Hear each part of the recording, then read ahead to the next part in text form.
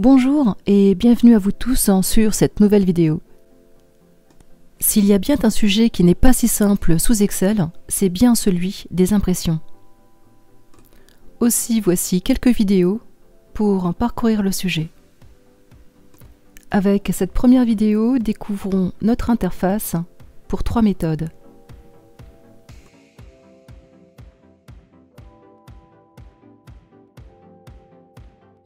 Nous commençons par un document simple qui doit s'imprimer en une page.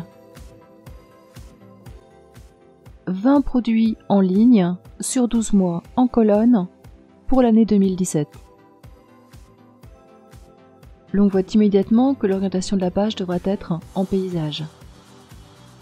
Commençons donc par cela. Avec un premier aperçu avant impression, on peut constater que ce ne sera pas suffisant, mais c'est un bon début. Et ce premier contrôle, avec l'aperçu avant impression, a permis l'apparition de lignes pointillées qui sont des marqueurs des sauts de page. Si je fais un clic sur la vue qui donne l'aperçu des sauts de page, on constate qu'effectivement on en obtiendrait 3. Cette première méthode va consister à utiliser cette vue et le glisser-déplacer des lignes de saut de page pour corriger le paramétrage et obtenir la page unique que l'on souhaite à l'édition.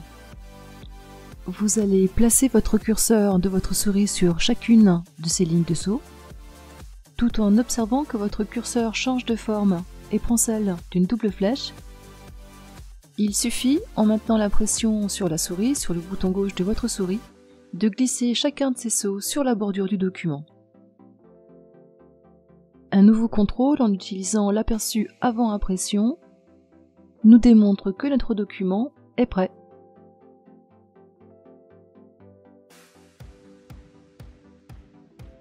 Notre deuxième méthode va nous permettre de réaliser la même opération tout à fait différemment. Déplacez-vous sur l'onglet Mise en page. Et dans le groupe de commandes du même nom, cliquez sur Imprimer les titres. Vous ouvrez une boîte de dialogue qui comporte 4 onglets.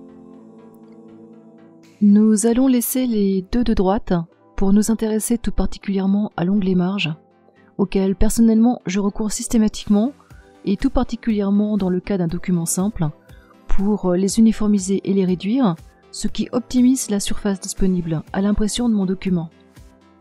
C'est également l'onglet où, comme vous le voyez, vous pouvez centrer votre impression horizontalement et ou verticalement dans la page.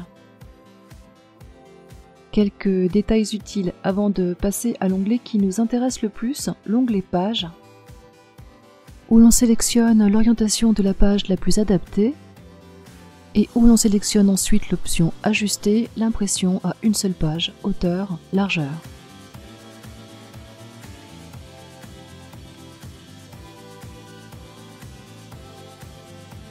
La méthode 3, réservée justement aux documents simples, est bien entendu la plus expéditive. Vous vous déplacez directement sur le menu Imprimer. Vous y sélectionnez l'option Ajuster la feuille à une page, l'orientation de la page, et voilà, c'est terminé. Il s'agit bien de la méthode la plus utile dans le cas d'un document simple. Les documents longs, à la différence, sont donc par définition des documents composés de plusieurs pages.